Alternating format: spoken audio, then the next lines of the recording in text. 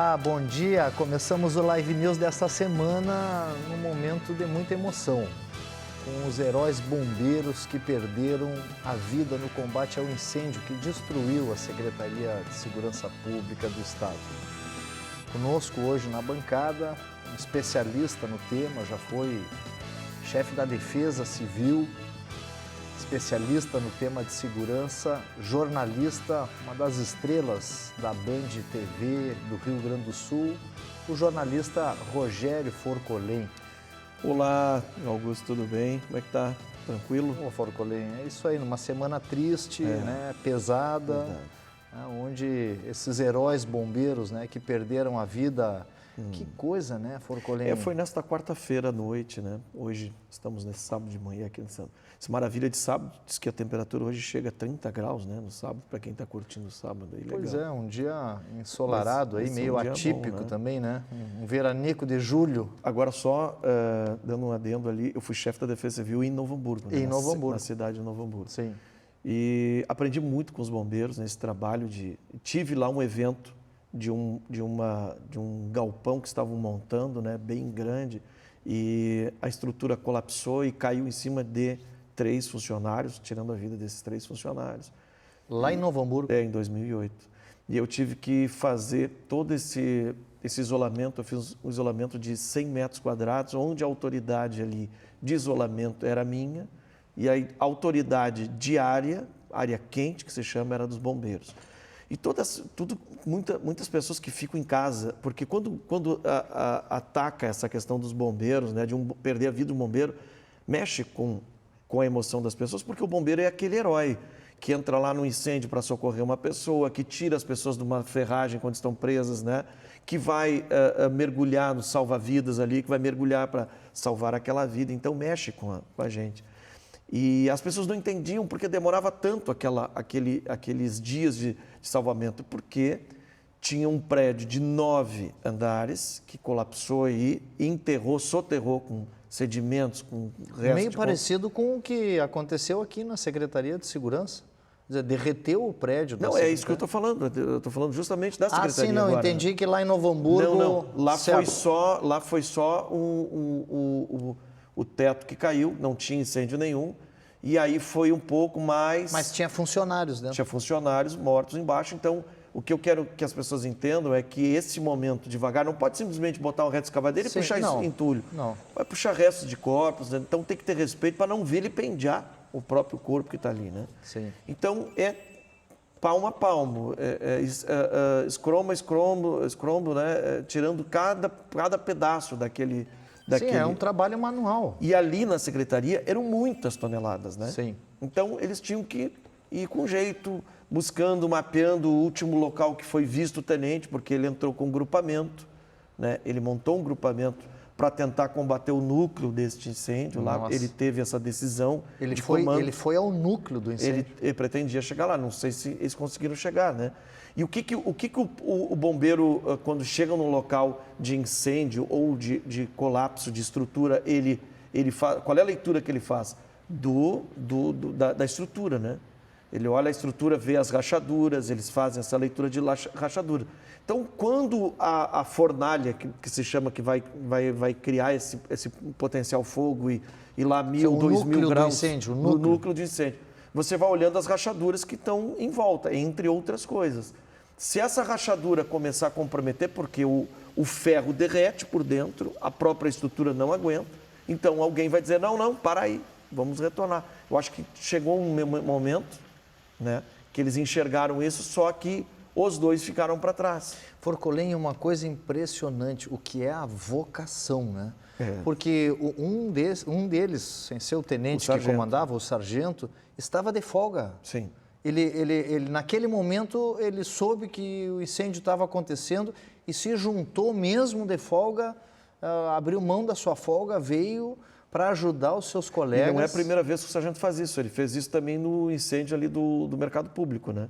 Ele também estava de folga e foi voluntário. E também tinha uma amizade muito grande com o tenente Maciel, né? Então, aquela coisa assim, na polícia e nesses setores, Ah, quem é que está comandando? Aquele ali é o meu comandante, o Augusto lá, o Forcolém. Nós trabalhamos muito, eu sei como ele trabalha, eu estou indo lá, sou voluntário dele. É tão forte a amizade. É um pacto, é como se fosse soldado numa guerra, exato, né? Eles exato, estão numa guerra, exato. né? E aí, o tenente, que quando ele chegou era a maior autoridade, ele era primeiro tenente, ele era a maior autoridade na primeira chegada, né? Depois foram chegando os supervisores, né, que são os capitães, o major, que é um oficial superior, e talvez, não sei se o major chegasse ali ou o capitão chegasse e dissesse, não, vamos recuar, não há elementos para que justifique a nossa entrada ao núcleo, porque qual é o elemento que mais justifica uma entrada ao núcleo? Alguém que está lá dentro, sim, preso. Uma vida, pessoa. Não um prédio, né? Não concreto, mas é uma decisão de um bombeiro experiente, um primeiro-tenente que tinha 21 anos de bombeiro. Sim. Ele sabia o que ele estava fazendo, ele sabia o risco que também estava correndo. Sim. O sargento também, o segundo sargento, muito experiente. Como eu disse, então, a avaliação do supervisor é sempre a exata. Quantos eu tenho de vítima no local? Nenhuma. Então, recua. Forcolém, tu que tens informações privilegiadas, porque tu lida com a segurança pública, nosso apresentador do Brasil Urgente. Aliás, o programa cada vez cresce mais de audiência. Graças a Deus. Já se tem notícia, o porquê do incêndio, aonde começou, se foi um incêndio criminoso, não, se foi O Instituto Geral de Perícias está fechando na questão do próprio depoimento das pessoas que estavam no quarto andar. Ele começa no quarto andar. Ele começou no quarto andar. De fios que estavam meio soltos lá, e começou um princípio de incêndio, tentaram apagar, desistiram e evacuaram o prédio, fizeram o certo. Todos saíram do prédio. A evacuação do prédio foi absoluta, foi correta, funcionou esse PPCI, né? De saída do prédio. Funcionou.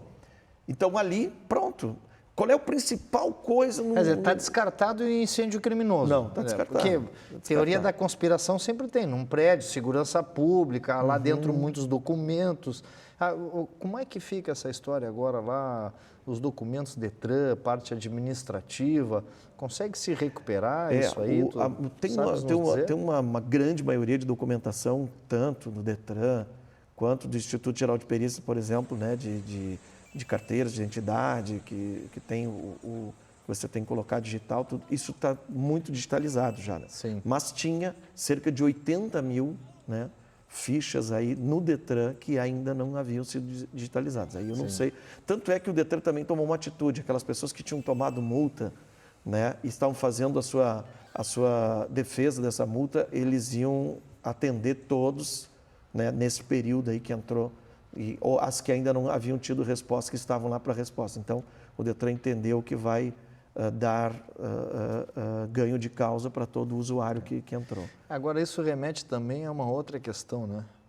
Boa parte, eu não sei mas pelo que parece, boa parte dos prédios públicos não consegue completar o PPCI. É caríssimo, né? Só o PPCI da Secretaria era 1,5 milhão. Então, ele estava sendo efetuado, mas ele estava sendo efetuado por partes. Por partes. Por partes, porque falta verba. Eu acho que deveria, Lara, ter uma nova lei para os prédios públicos. Nós temos, o Estado tem um bombeiro. O bombeiro presta serviço ao cidadão, ele não é do governo, ele é do Estado, como Estado. Mas os prédios são do Estado, também não são de um governo. Certo. Então, deveria ter um trabalho, né, específico para que esses fossem atendidos pelos próprios bombeiros, fazer uma força-tarefa para atender todas essas questões. Porque o Estado não pode estar investindo dinheiro parado nesse tipo. Quantas escolas estaduais estão aí? Não, acho que a maioria das escolas nem tem PPC. Nem tem. Quer dizer, só quando acontece a tragédia, né? Aliás, a lei do PPCI, que é a chamada Lei Kiss, que aconteceu também no calor daquela tragédia em Santa Maria. Como tudo no Brasil é assim. Como todo no Brasil é assim, quer dizer, é 8 ou 80. Acontece o problema, aí se faz uma lei que praticamente inviabilizou no primeiro momento os empresários, né? E muito cobrados as empresas, os empresários. Bom, boa parte dos prédios públicos não conseguiu se adaptar à lei que o próprio Estado, a Assembleia, o governo do Estado sancionou, né, foi aprovada. Mas quantas vezes a gente viu isso? O Estado, como um todo, por exemplo, cobrando o IPVA do cidadão, pneu que está careca, mas as viaturas que estavam fazendo operação estariam ali devendo também seguro, né, dos carros. O pneu careca cansou de pessoas fazerem revoltados, fazer vídeo. Olha o pneu dessa viatura, estão recolhendo o meu carro porque o pneu, diz o agente ali que o pneu está careca. Então o Estado é o primeiro a não cumprir a lei. Sempre foi assim. Sempre foi, não? Né? Não é desse governo, é de todos os governos. Os absurdos do Brasil. A né? federação, o Estado, o município, são os primeiros a quebrarem as regras e não respondem por isso. Né? O ECA, a lei do Estatuto da Criança e do Adolescente. Primeiro, o município não consegue. Pega os municípios só da região metropolitana, nós estamos numa cobertura aqui de 90% do estado, mas pega só a região metropolitana. Quantas crianças estão na sinaleira? Quantas crianças estão em trabalho escravo, porque tem que vender balas e não sei o quê, não sei o quê. Agora, pega um empresário lá que quer ensinar o seu filho a começar a trabalhar na sua padaria para ter uma responsabilidade, no outro dia está o Ministério Público batendo lá. Verdade. Então, essas coisas que são desequilibradas no país, que devem melhorar. Tem que melhorar a lei. Nessa questão aí do PPCI, eu acho que tem que fazer uma força-tarefa para os prédios não ficarem sem esse trabalho, que ele é um trabalho importante, pelo menos para salvar vidas, né? Não para salvar prédios, não para salvar... nós perdemos isso, perdemos aquilo. Olha, não perdemos 2 vidas lá para bombeiros. Não pelo incêndio, porque o recuo, a saída, ela funcionou. Foi uma decisão ali e a gente lamenta, estamos de luto, aí ficamos em luto 3 dias por essa questão. Mas o que é importante não são os documentos que estão lá, não são o prédio que ruiu, não é nada. São as vidas. Vida é tudo. Verdade. Bom, fica aqui então o nosso registro em nome da Rede Bandeirantes de Televisão e Rádio, a nossa solidariedade à família desses bombeiros, do tenente, do sargento, que verdadeiros heróis que representam, né, toda uma corporação, e a gente lamenta muito e que a gente consiga a partir de agora, né, executar as questões de prevenção de incêndio, que a gente consiga fazer com que esse tipo de evento não aconteça tão cedo no Rio Grande do Sul, e que não fique somente na solenidade, que a gente consiga operar e executar, mais uma vez, as nossas condolências, os nossos sentimentos, né, Forcolini? Com certeza. Olha, família bombeiro hoje, né, essa semana, né, de quarta, já estava todo mundo naquela situação, eles tentando achar os corpos dos colegas, imagina, né? Ali diariamente, dia e noite, eles estavam trabalhando. Quando encontraram, cai a ficha, né? Porque daí ele se olha e diz, eu poderia estar aqui. Sim. Né? Eu sou esse profissional aí, eu visto essa farda aí. É eu que vou para dentro do negócio. Ninguém sabe o que nós passamos. Verdade. Essa leitura que eles fazem lá, né? Que Deus abençoe e ampare essas famílias e a corporação dos bombeiros do Rio Grande do Sul. Então, a partir de agora, vamos retomar no nosso programa uma sequência de entrevistas que nós estamos fazendo aqui com os pré-candidatos ao governo do estado do Rio Grande do Sul. Já tivemos aqui Luiz Carlos Reis, pelo Partido Progressista, tivemos aqui Alceu Moreira, pelo MDB, e hoje estamos recebendo pelo Partido Trabalhista Brasileiro, pelo PTB, o prefeito de Bagé, Divaldo Lara, que é pré-candidato do Partido Trabalhista Brasileiro ao governo do estado do Rio Grande do Sul e que, de Brasília, vai nos conceder essa entrevista, está lá no Palácio do Planalto, tem audiência daqui a pouco no Palácio do Planalto com o secretário-geral de governo, que aliás também é pré-candidato ao governo do estado, o Onyx Lorenzoni. No próximo programa devemos entrevistar aqui o Onyx e vamos fazendo essa sequência porque certamente tem muito a nos dizer. E o prefeito de Bagé, pré-candidato ao governo do estado pelo Partido Trabalhista Brasileiro, essa semana foi a consagração lá do prefeito, porque além de ser uma das cidades, né, que mais vacinou no Rio Grande do Sul, é a primeira cidade que cede doses de vacinas aos municípios vizinhos, porque mais de 100 mil pessoas já foram vacinadas. Então, nós vamos fazer um intervalo, já voltamos rapidamente com a entrevista do pré-candidato ao governo do estado pelo Partido Trabalhista Brasileiro. Fique conosco.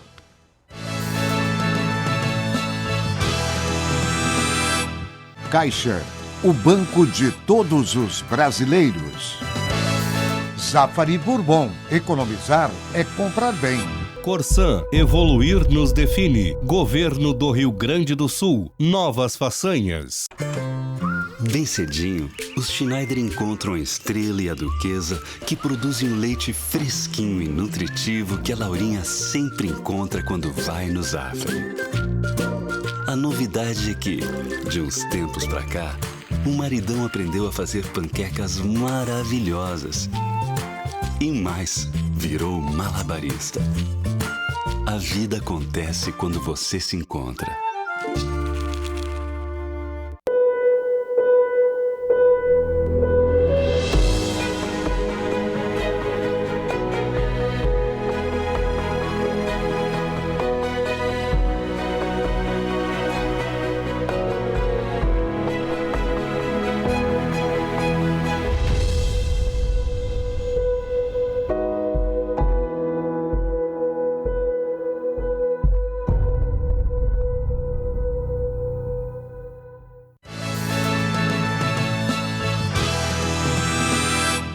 Estamos de volta com o Live News, hoje recebendo o candidato do PTB, prefeito de Bagé, pré-candidato ao governo do estado, prefeito Divaldo Lara, que nesse momento nos concede essa entrevista lá de Brasília, né? Lembrando que nós já entrevistamos aqui os pré-candidatos do Partido Progressista, o Luiz Carlos Reis, senador Luiz Carlos Reis, o deputado federal do MDB, Alceu Moreira, e agora o prefeito de Bagé, Divaldo Lara, que antes de ser prefeito foi vereador, né? Então, um bom dia, prefeito Divaldo, seja bem-vindo ao Live News, nessa sequência de entrevistas que estamos fazendo, obrigado por nos atender aí no meio das agendas, sabemos que tem uma reunião aí com o Onyx Lorenzoni daqui a pouco, aliás, outro pré-candidato ao governo do estado, que no próximo programa vamos aqui entrevistar. E isso é bacana, né? Porque pré-candidatos conversando entre si, então muito acima dos partidos estão os propósitos, as causas. Mas esse prefeito aí, ó, que você vai falar agora, Divaldo, foi o cara que botou a mão na mesa e disse, olha só, aqui em Bagé eu não vou vacinar primeiro preso nenhum, enquanto que todos os policiais não estiverem vacinados. E lá tem Polícia Federal, né? Tem Polícia Rodoviária Federal, tem Brigada, tem Polícia Civil.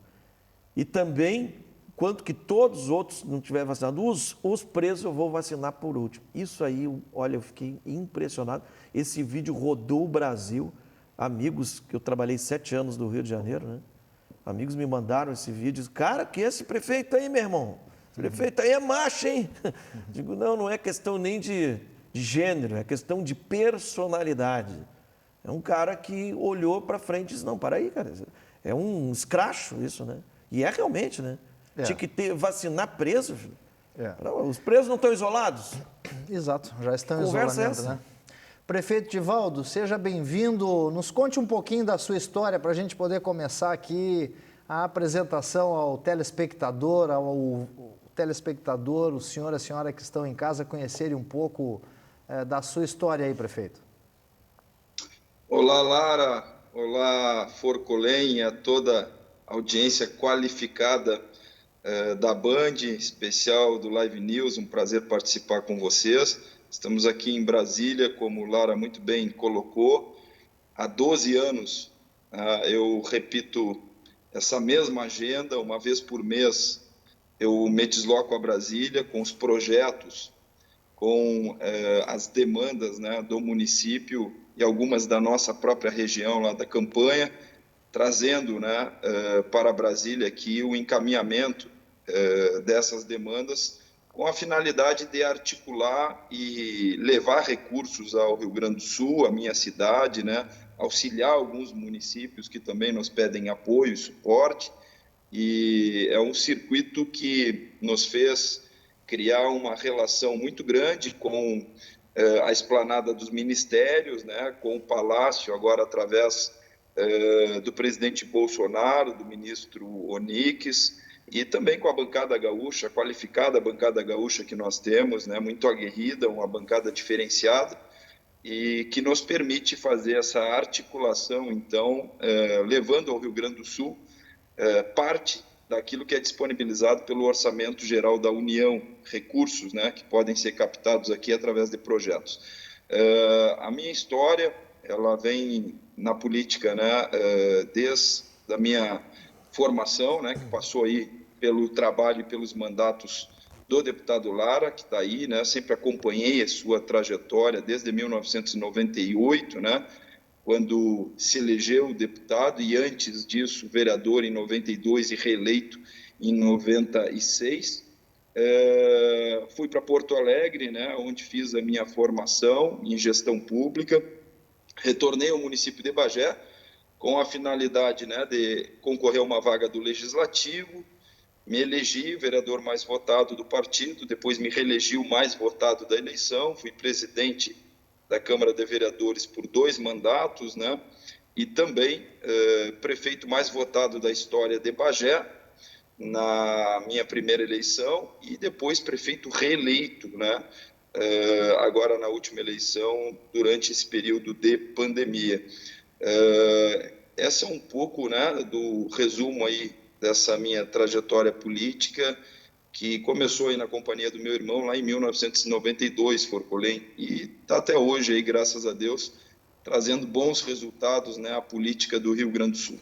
Prefeito, eu tenho uma pergunta para o prefeito que eu quero confirmar, que ele é um homem que sempre botou a cara para bater e fala a verdade e fala as coisas como elas têm que ser.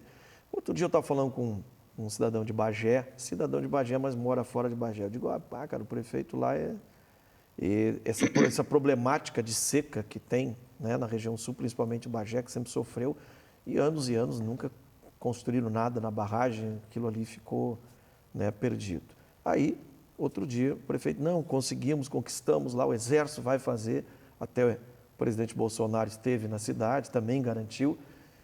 E aí o cidadão diz, não, aquilo é conversa, não vai acontecer, isso é só para ganhar voto. Prefeito, vai acontecer ou não vai acontecer?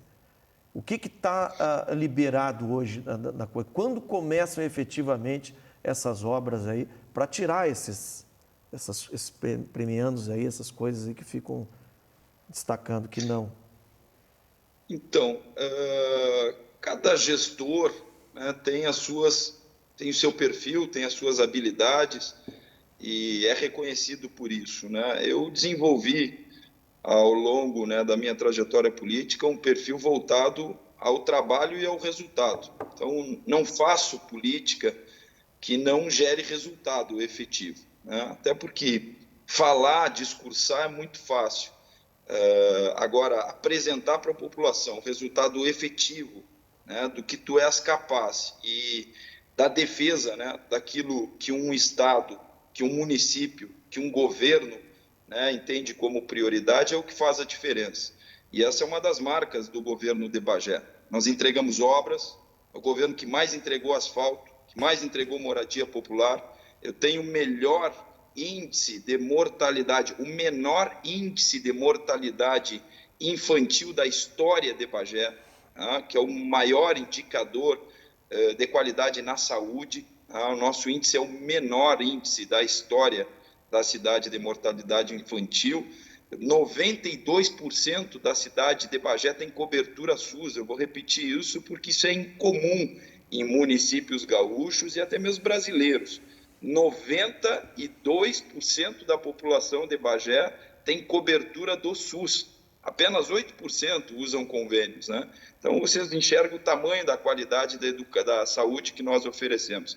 Na educação, nós já reformamos 32 escolas. temos o melhor IDEB dos últimos 15 anos, que é o Índice de Desenvolvimento da Educação Básica. As nossas crianças escrevem livros, as nossas crianças têm conteúdo pedagógico de qualidade e alicerçado em conceitos que são conceitos e valores aqueles que vêm das famílias conservadoras, né? Nós temos 2 escolas cívicos militares, inclusive uma delas foi modelo para a inauguração do presidente da República, a primeira cívico-militar entregue, né, pelo presidente da República, Jair Messias Bolsonaro. A cidade de Bagé já recebeu mais de 70 novas empresas, né, nesse período que nós estamos na prefeitura. Não param de chegar novas empresas no município, são 70 novas empresas. A rodoviária foi reformada, né, a nova rodoviária, ela foi entregue aos bagienses, uma rodoviária. Vocês falavam de PPCI, o nosso prédio da rodoviária era um prédio com patologias, como os tantos que existem no Rio Grande do Sul, há 40 anos, sem reforma, muito próximo de ter um sinistro. E nós conseguimos fazer a recuperação da nossa rodoviária e temos uma rodoviária nova hoje em Bagé, que é a mais bonita rodoviária, né? Aí de toda a metade sul, com certeza absoluta, uma das mais bonitas do interior do Rio Grande do Sul. Nosso aeroporto, no nosso governo, foi reativado, com os voos Bagé-Porto Alegre para o mundo inteiro, né? Ou seja, um sonho antigo dos bagienses e daqueles que queriam empreender no município de Bagé. Hoje nós temos o aeroporto funcionando, que leva, né, proporciona desenvolvimento para a nossa cidade. Estamos construindo lá, Forcolém, uma das grandes obras, Lara, para o estado do Rio Grande do Sul. A todos os telespectadores, né, do Live News que nos acompanham nesse momento, nós estamos falando de tratamento do câncer. Estamos construindo lá um complexo completo de tratamento de câncer da área de radioterapia. São 10 milhões e 800 mil reais, é um acelerador linear que está na base naval do Rio de Janeiro. Esse complexo de radioterapia que está sendo construído em Bagé, com o apoio do presidente e do ministro Onix, esse complexo deve ser inaugurado agora, no final deste ano, o que tem de mais moderno em tecnologia para o tratamento do câncer. E nós, Lara, que passamos por episódios de perder familiares por conta dessa doença, sabemos da importância que tem a construção desse equipamento de saúde para os gaúchos. E digo por que para os gaúchos? Porque não vai beneficiar só Bagé, vai beneficiar uma região toda, né, da região da campanha, vai beneficiar a metade sul inteira, que vai desobstruir, né, a fila que se tem aguardando o chamamento aí das pessoas para começar esse tratamento, e muitas delas aguardam em Porto Alegre, né, aguardam em Santa Maria e em Pelotas. O político que tem orgulho das suas realizações, mas são muitas realizações. Tu fizesse uma pergunta e ele disse as outras 20 coisas que ele está fazendo. São muitas realizações, desculpe, é um trabalho profícuo aí. Não, então, agora na volta do intervalo, direto ao ponto, a barragem de Bagé, a tão sonhada, famosa no Brasil inteiro, ela sai ou não sai? E se sai, a partir de quando começam as obras? A gente já volta. Caixa, o banco de todos os brasileiros. Zafari Bourbon, economizar é comprar bem. Corsan, evoluir nos define. Governo do Rio Grande do Sul, novas façanhas.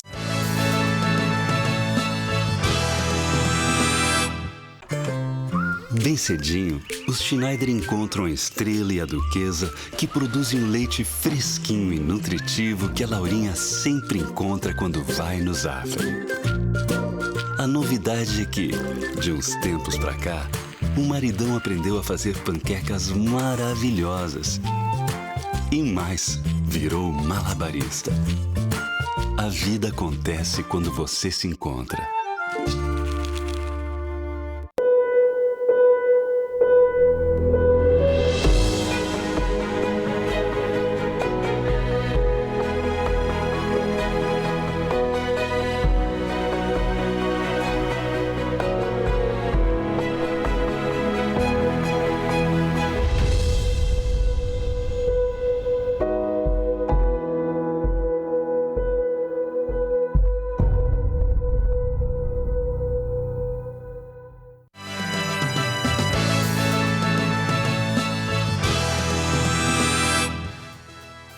voltando com o Live News, na entrevista com o pré-candidato ao governo do estado pelo PTB, prefeito de Bagé, Divaldo Lara, que agora vai ter que ir direto ao ponto, respondendo a pergunta que o Forcolém fez.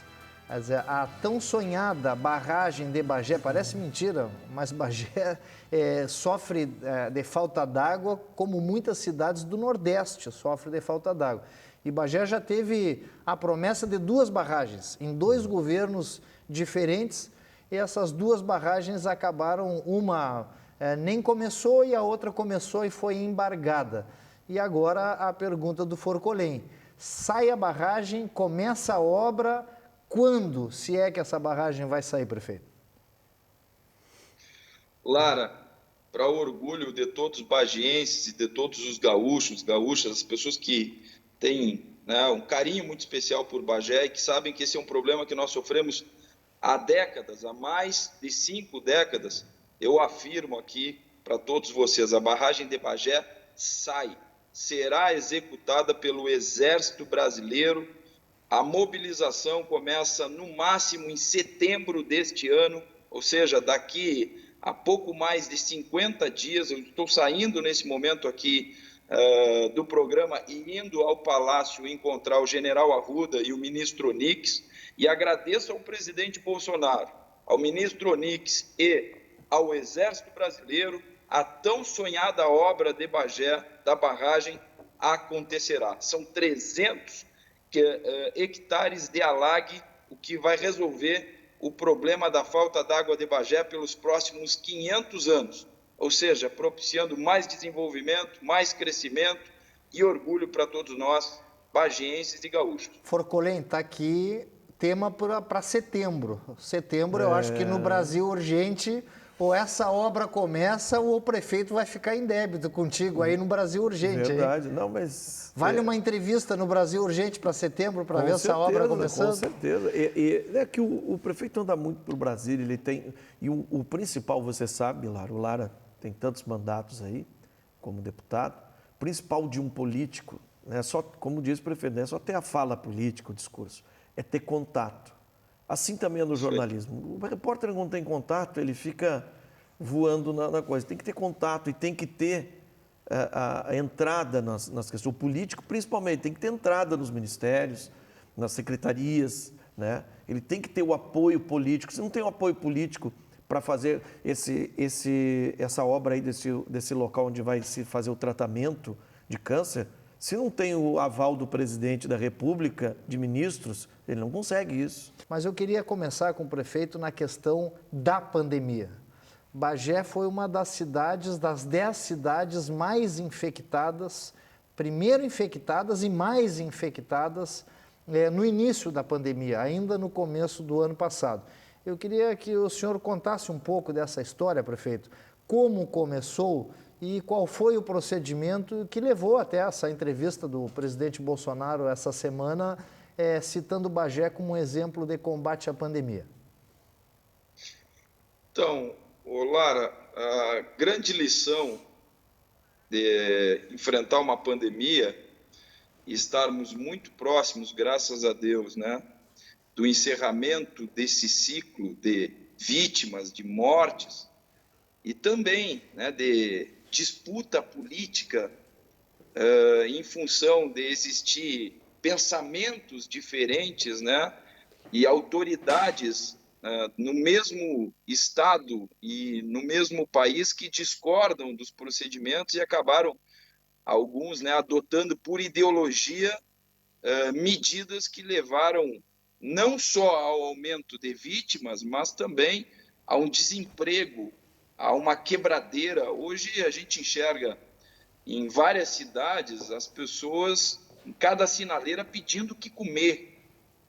E isso é fruto do erro das medidas, né, que governos municipais e estaduais adotaram com relação ao enfrentamento à pandemia. Mas a grande lição, e eu divido aqui como, né, aquele cidadão que esteve lá na linha de frente o tempo todo com o seu povo, é que hospitais são mais importantes do que estádios. O enfrentar a pandemia em Bagé foi o maior desafio, né, na minha vida, e creio que não terei outro desse tamanho. Ela começou, se não me engano, pelo próprio hospital, pela própria Santa Casa, pelos médicos da cidade, prefeito. Sim, foi contaminado, caso zero, foi o provedor do principal hospital regional na nossa cidade, Santa Casa, e a partir dele uma contaminação, né, que se espalhou a demais profissionais da saúde, o que no primeiro momento já nos tirou a nossa retaguarda, que era justamente os nossos trabalhadores da saúde, médicos e profissionais da saúde que foram contaminados. O provedor da Santa Casa, e as medidas, né, o provedor da Santa Casa, pandemia sendo utilizadas para contornar essa situação inicial. O provedor da Santa Casa, eu lembro dessa história, desse caso. Ele foi fazer um curso, uma reunião fora da cidade. Isso mesmo. Não sei se foi Porto Alegre, São Paulo, Rio de Janeiro. Rio de Janeiro. Como? Rio de Janeiro. Rio de Janeiro. Rio de Janeiro. Foi no Rio de Janeiro. O Rio de Janeiro voltou e aí fez uma reunião com os funcionários, com os servidores da saúde da Santa Casa, com os médicos e contaminou. Eu me lembro que na primeira semana haviam 10 médicos contaminados. Então não havia população ainda né, contaminada, mas os médicos já estavam contaminados. Eu me lembro que... Tinha tudo para ser uma tragédia, né? Sim, Bagé foi colocado em alerta no estado, que não... Nossa, o governador mandou até freezer para armazenar corpos para o prefeito. O prefeito disse naquela época lá que eu entrevistei, o prefeito disse no Brasil urgente, inclusive. Olha, eu estou dizendo para o governador que ele pode pegar esses freezers de volta, porque aqui nós vamos trabalhar pela vida, não pela morte. Eu lembro disso. E dali se deu uma virada tão impressionante. E o mais importante que eu fiquei impressionado com a gestão do prefeito é que ele não deixava fechar tudo na cidade. Ele montou uma força-tarefa na cidade, os caras vestidos com umas roupas lá, pareciam astronautas, né? Isso mesmo. Dando orientação para que o comércio não perdesse muito, né? Então, assim, desde o começo, o Divaldo foi um cara, assim, extremamente coerente e forte nessas decisões, né? Fala um pouco dessas medidas, o que foi determinante, digamos assim, para que Bagé, né, conseguisse passar da 10ª cidade mais contaminada. Enquanto que ele fazia isso em Bagé, o prefeito de Campo Bom, por exemplo, fechou as entradas e saídas da cidade. Não entrava mais ninguém, tinha que se identificar, só morador entrava lá, botou umas pedras gigantes lá e tal. Sério? Sério. Fechou pedra na entrada? botou pedra, fechou as principais entradas e saídas de Campo Bom. Foi um comentário aqui. Prefeito, fala um pouquinho para nós aí o que foi determinante no seu ponto de vista para que Bagé conseguisse fazer esse equilíbrio entre combater a pandemia sanitária e combater a pandemia econômica. A união, né? A união dos setores da sociedade de Bagé, do governo, né, e a capacidade de diálogo com esses setores. Muitos prefeitos, né, se sentiram acuados, com medo de tomar decisões e medidas e serem responsabilizados por isso. Então, em Bagé não teve isso. Nós tomamos as decisões, as medidas, com base naquilo que nós estávamos vivendo, né, no nosso dia a dia. Por estarmos ali no tecido social, em contato com a porta do comércio, com a porta do hospital, com os bairros. Então, nós sabíamos a importância de equilibrar as ações. Não adiantava fechar tudo e as pessoas, né, passarem fome e necessidade de ir para a rua para pedir o que comer para os seus filhos. E também, né, não adiantava abrir tudo sem controle nenhum, sem dar o exemplo, sem montar uma rede dentro do município para educar as pessoas e informar as pessoas do que nós estávamos vivendo e que precisávamos do apoio e da colaboração de todos. Um trabalho árduo, difícil, mas que conseguimos fazer com muita união, com muito empenho, né, de todos os setores da sociedade de Bagé e com tomadas de decisões que levaram o município, né, a ter esse reconhecimento que eu entendo como o maior reconhecimento que um prefeito, né, e um governo pode ter ao ouvir da boca do presidente, nessa declaração que o Lara falava agora há pouco, que o presidente deu à Rádio do Amazonas e à TV Brasil, dizendo que se ele, né, tivesse autonomia para fazer a gestão das cidades e dos estados, né, ele teria feito o exemplo de Bagé, prefeito, né, usando o nosso nome e a nossa cidade. Eu fico muito feliz e fico orgulhoso por nós, gaúchos, né, termos na pessoa do presidente essa referência. Uma cidade do Rio Grande do Sul, né? Um exemplo do Rio Grande do Sul, mostrando que o Rio Grande do Sul tem, sim, bons exemplos, né? Tem, sim, homens públicos, né? Equipes de saúde com muita capacidade e que, bem administradas, elas entregam resultado para a sua sociedade. Bagé, como o Lara falou, o Forcolém falou agora há pouco aqui, foi a primeira cidade a vacinar a segurança pública no Brasil, quando os prefeitos, né, tinham medo de contrariar uma decisão que era a decisão, né, de vacinar os presos. Bom, eu vacinei os presos por último, agora, como eu disse que ia fazer, né, e fui a última cidade a vacinar os presos depois que vacinei todas as pessoas até 18 anos. Né? Estão lá vacinados. Não tivemos nenhuma vítima, nenhum apenado morreu por Covid durante esses 18 meses, né? Portanto, não tem também como me atribuírem nenhum tipo de óbito, né, na casa prisional, porque não tiveram.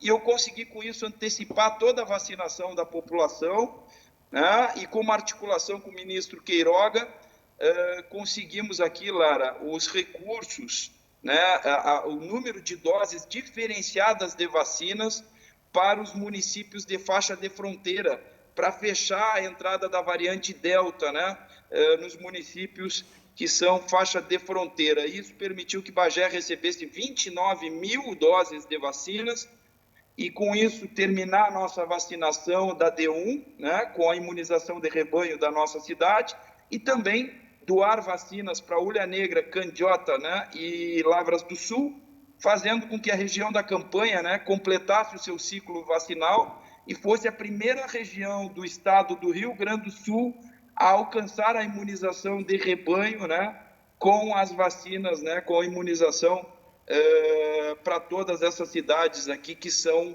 cidades que compõem esse nosso grupo das cidades da região da Campanha.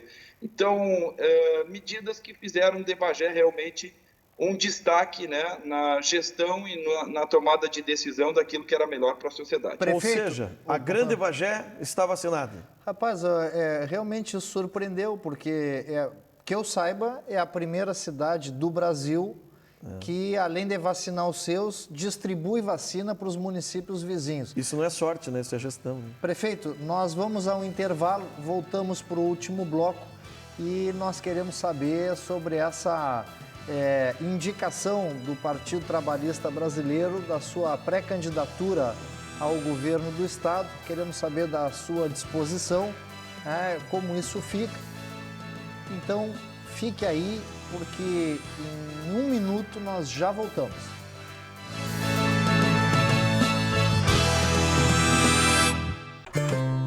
Bem cedinho, os Schneider encontram a Estrela e a Duquesa, que produzem um leite fresquinho e nutritivo que a Laurinha sempre encontra quando vai no Zafari.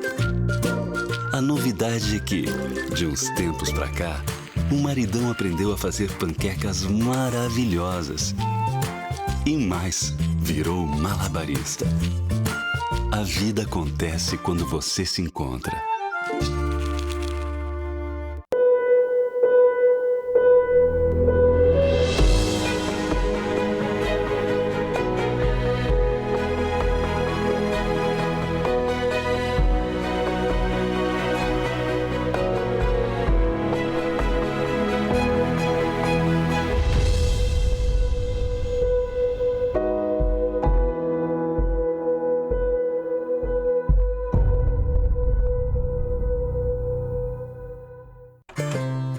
Bem cedinho, os Schneider encontram a Estrela e a Duquesa, que produzem um leite fresquinho e nutritivo que a Laurinha sempre encontra quando vai no Zafari. A novidade é que, de uns tempos pra cá, o maridão aprendeu a fazer panquecas maravilhosas. E mais, virou malabarista. A vida acontece quando você se encontra.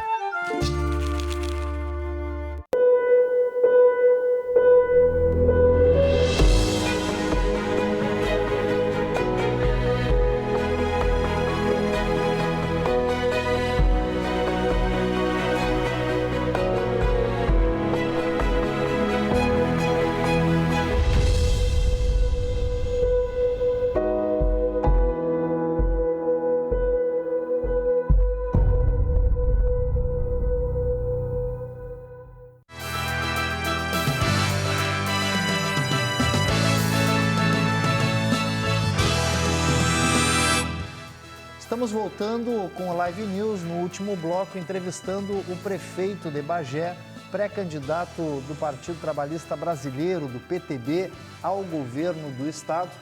E falávamos até agora dessa campanha de vacinação, de imunização, onde Bagé, nesta semana, alcança a imunidade de rebanho e faz com que doses das vacinas que chegaram ao governo, do governo federal à prefeitura, fossem distribuídas para municípios vizinhos. Mas antes eu gostaria de mostrar aí a declaração essa semana dada pelo presidente da República, Jair Messias Bolsonaro. Roda aí para nós aí, Cissa. Eu, presidente Jair Bolsonaro, não fechei um botequim sequer. Sempre falei que a questão da economia e do vírus, né, a doença, você tinha que ter cuidado com essas coisas. Você tem que evitar o desemprego. Você tem que combater o vírus. A minha política de combate ao vírus seria muito parecida à do prefeito Lara, de Bagé, que praticamente não fechou o seu município e é um dos municípios que menos sofreu no tocante ao número de mortes por 1 milhão de habitantes. Essa seria a nossa política. Mas a partir do momento que o Supremo decidiu que governadores e prefeitos aqui tratariam dessa questão no final da linha, eu fiquei com as mãos atadas. Agora, não deixei em momento nenhum em falar para a população as decisões que eu tomaria no tocante à Covid. Olha, essa é uma declaração muito forte, né? É uma pontuação do presidente da República a um prefeito dos 5 mil municípios que existem no Brasil. Prefeito, a partir desse trabalho, da indicação do Partido Trabalhista Brasileiro, do seu nome como pré-candidato ao governo do estado, há essa disposição, o senhor tem essa disposição, e também acontecerá prévias ou me parece que é o seu nome que está sendo indicado pelo Partido Trabalhista Brasileiro? Então, eu fico muito feliz pela indicação, não só do partido, mas dos setores, né, da sociedade, segurança pública, as pessoas em Caxias, em Porto Alegre, em vários lugares, né? Agora, na ida do presidente, que colocaram faixas aí com o nosso nome, pedindo que nós concorrêssemos, né, ao governo do estado. Agradecer a todos os gaúchos, né, as gaúchas que lembram o nosso nome e que me pedem para considerar essa possibilidade, Lara. Eu tenho obras importantes a serem concluídas em Bagé ainda este ano, né? Como a radioterapia, e tenho obras importantes, inclusive aqui já firmado esse compromisso com o Forcolém, para poder dar início como a barragem, né?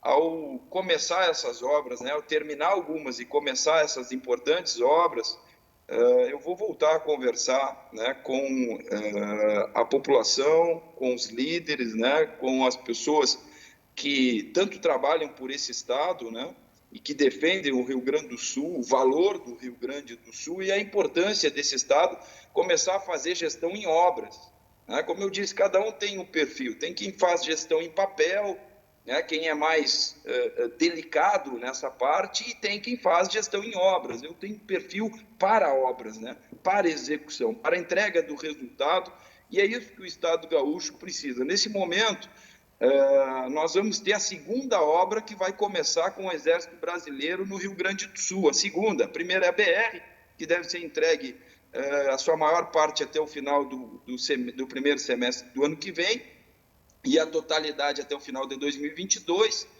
e a segunda obra, que é a barragem de Bagé. Mas o Exército Brasileiro poderia, com seus batalhões de engenharia, estar fazendo diversas obras no estado do Rio Grande do Sul. O estado do Rio Grande do Sul peca em não se aliar e se alinhar com o desenvolvimento do Brasil. Tem que deixar as brigas para o processo de eleição, a disputa para a eleição. Antes disso e depois então, da eleição, prefeito, o senhor acha que o governo hoje... trabalho de harmonia e desenvolvimento pelo Estado gaúcho, Lara. Portanto, essa decisão eu devo tomar ao final deste ano, início do ano que vem, levando em consideração que nós temos grandes parceiros e nomes importantes para ajudar a governar o Estado do Rio Grande do Sul. Um deles é o meu amigo, ministro, e teu amigo, ministro Onyx Lorenzoni, o próprio senador Reins, uma muito especial Onyx, que é uma pessoa que eu tenho muita ligação. Então, nós vamos conversar e vamos convergir num projeto de Estado, num projeto que sirva ao Rio Grande do Sul e uma plataforma de desenvolvimento em harmonia com o Brasil. A pergunta é, então, o senhor critica nesse momento o Estado, o governador estaria perdendo obras em parceria, poderia estar entregando muito mais coisas se tivesse um diálogo mais forte com o presidente? Olha, com o presidente e com os prefeitos. Ninguém faz obras sem ir até o local. Lá em Bagé, eu estou com uma obra aguardando o governo do estado, que o governo só tem que licitar a obra. A área eu dei, o recurso é privado e nós vamos construir um complexo avançado do Instituto Geral de Perícia, a custo zero para o estado, e está 2 anos e meio nas mãos do governo do estado e não anda. Ou seja, essa incapacidade na gestão de obras, e está aí, se você abrir os municípios gaúchos e perguntar onde tem obra do governo do estado nos municípios gaúchos, inclusive quem está acompanhando a programação aqui, o programa, pode responder isso para nós aí até na rede social, onde tem obra do governo do estado nos municípios gaúchos.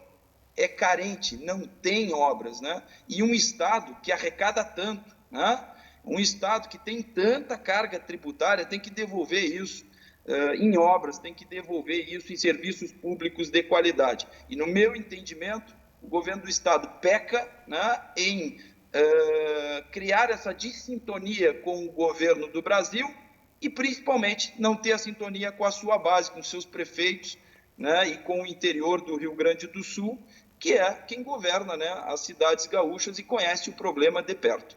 Olha, muitas mensagens chegando aqui, Sônia Barbosa, Núbia Oliveira, Mara Dourado da Costa, Otana Machado, Rafael Fuca, Amarildo Duarte, Então, realmente são muitas mensagens, eu não vou conseguir ler, até porque nós estamos aí já encerrando o programa, no final, temos aí mais 3 minutos. E acho que o prefeito até já falou um pouquinho do que é a pergunta que eu faço para todos os pré-candidatos entrevistados aqui.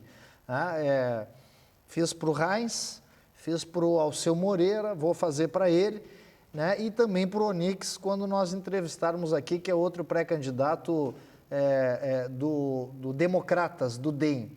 Prefeito, em termos de economia, em termos sanitários, do que está sendo feito hoje, o que o senhor faria diferente, e eu acho que em parte o senhor já respondeu, e o que o senhor daria continuidade, que também é importante, a gente saber o que vale a pena continuar e o que na cabeça dos pré-candidatos ao governo fariam diferente do que está sendo feito hoje, prefeito.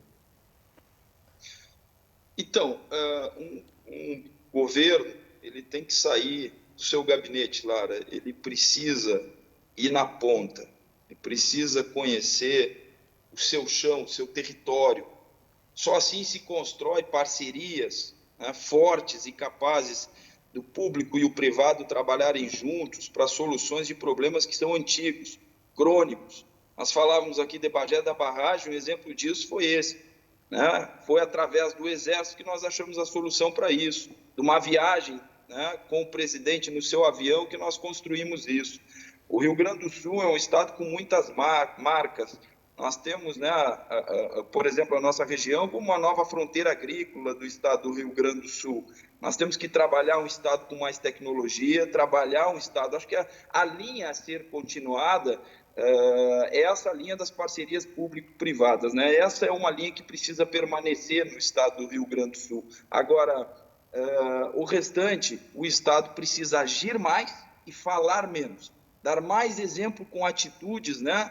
E menos despacho em documentos e lives, porque o que nesse momento precisa é de um governo presente. Presente na articulação aqui em Brasília, porque as coisas acontecem aqui, né, direto nessa relação com o presidente, a esplanada dos ministérios, e presente na base, onde está lá o prefeito, onde estão lá os vereadores, onde está lá o empresário, onde está lá a sociedade, o cidadão, o trabalhador, e que precisa ser ouvido, né, e precisa ser atendido, enxergando que o Estado está presente em obras, não é enxergando, né, por live, pela telinha do telefone. Tem que enxergar um governo presente com atitudes e ações. E a minha missão, Lara, para o ano que vem é trabalhar a reeleição do presidente Bolsonaro. Essa é a minha missão número 1, né, fazer com que o Brasil, né, não retroaja, não volte para o passado. Então, eu vou me dedicar plenamente à campanha do presidente e vou me dedicar ao meu estado do Rio Grande do Sul, né, em apoiar, estar à frente ou apoiar um projeto que defenda, né, essa sintonia do Rio Grande do Sul com o Brasil. Então, é o compromisso que nós temos, né, com o Rio Grande do Sul, que independente, estou com 42 anos, né, independente se você é governador, pela vontade do povo, na próxima eleição ou em algum ciclo, a certeza que meu amor pelo Rio Grande do Sul, meu orgulho, né, de ser gaúcho, e de defender as bandeiras e a história rica do meu estado, né, e dos seus homens e mulheres, isso eu carrego comigo, independente de ter um mandato de governador ou de prefeito, só pelo fato de ser nascido nesse chão tão sagrado que é o chão do Rio Grande do Sul. Muito bem, prefeito, estamos terminando, Forcolém. Isso aí. Quero agradecer aqui essa constelação da Band, né? O Milton Cardoso, hoje com um compromisso, que é sempre o nosso âncora aqui, e hoje nós podermos contar com o âncora Forcolém, Rogério Forcolém, do nosso Brasil Urgente, foi muito bom. Prefeito, só me faça um favor, o senhor está entrando aí com o Onix Lorenzoni, diga para ele que nós estamos aguardando ele na próxima semana. Eu já convidei também para estar presente aqui o delegado Ranulfo, que é também pré-candidato ao governo do Estado, deve ser com a ida do Eduardo Leite para concorrer à presidência da República, né, caso seja aprovado pelo seu partido, que parece que vai ser, né, Forcolém? Acho que ele vai ganhar do Dória, mexeram lá nas questões do peso que tinha São Paulo, então deve ser o Leite. E aí toca para o Ranulfo também ser pré-candidato ao governo do Estado e já foi convidado, né? Não pôde vir aí umas 2 vezes, mas é realmente muito especial a entrevista com o prefeito Divaldo, né? Também não poderia cercear o prefeito, né? Pela história toda que a gente tem, mas vai colocar o prefeito Divaldo. Não, é o pré-candidato ao governo do Estado pelo PTB, por isso está aqui, independente de qualquer relação. Mas diga para o Onix que agora falta ele, falta o Ranulfo e falta a Manuela, que também é pré-candidato ao governo do Estado aí pelo seu partido. E aqui nós vamos apresentando com o tempo as ideias, os trabalhos, a história, a personalidade e o estilo de cada um. Prefeito Divaldo, bom trabalho aí, que Deus abençoe e ilumine aí o seu caminho. Muito obrigado pela entrevista e até breve, se Deus quiser. Muito obrigado, Lara. Obrigado, Forcolém, a toda a audiência qualificada do Live News. Até a próxima, se Deus quiser. Muito obrigado. Forcolém, chegamos ao final de mais um programa. Vamos aí. Obrigado pela companhia, obrigado pelo convite. Estamos sempre à disposição quando você precisar. E se quiser rever esse programa, no canal do YouTube, Live News RS, está lá à disposição, ou nas redes sociais aqui da Band RS. Então, sábados às 11 da manhã e domingo às 7 da manhã. Esse é o horário do Live News aqui na Band. Até lá!